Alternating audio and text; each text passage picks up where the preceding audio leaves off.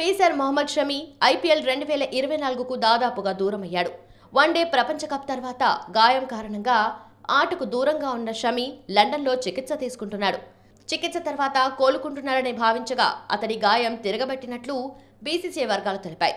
త్వరలో శస్త్రచికిత్స చేసుకునేందుకు లండన్ వెళ్లనున్నట్లు వెల్లడించాయి. దీంతో గుజరాత్ టైటన్స్ కు పెద్ద ఎదురుదెబ్బే తగిలింది. ఎందుకంటే ఆ జట్టు 2 సార్లు ఐపీఎల్ ఫైనల్ కు వెళ్లడంలో షమి కీలక పాత్ర వహించారు.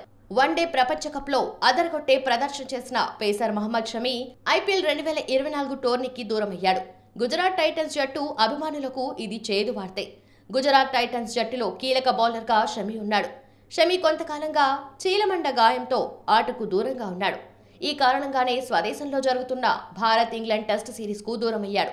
అయితే విశ్రాంతి తీసుకుంటున్న షమి కోలుకుంటున్నాడని అభిమానులు భావిస్తుండగా అతడి కాలి మడమకు సర్జరీ అవసరం కానుందని తాజాగా వార్తలు వెలువడుతున్నాయి. ఇందుకోసం త్వరలో అతను ఇంగ్లాండ్ వెళ్లనున్నట్లు బీసీసీఐ వర్గాలు వెల్లడించాయి. దీంతో త్వరలో ప్రారంభం కానున్న ఐపీఎల్ టోర్నీ నుంచి షమి వైదొలిగినట్లు బీసీసీఐ వర్గాలు చెబుతున్నాయి. అయితే ఈ విషయాన్ని గుజరాత్ టైటన్స్ ఫ్రాంచైజ్ ఐపీఎల్ వర్గాలు అధికారికంగా ప్రకటించాల్సి ఉంది.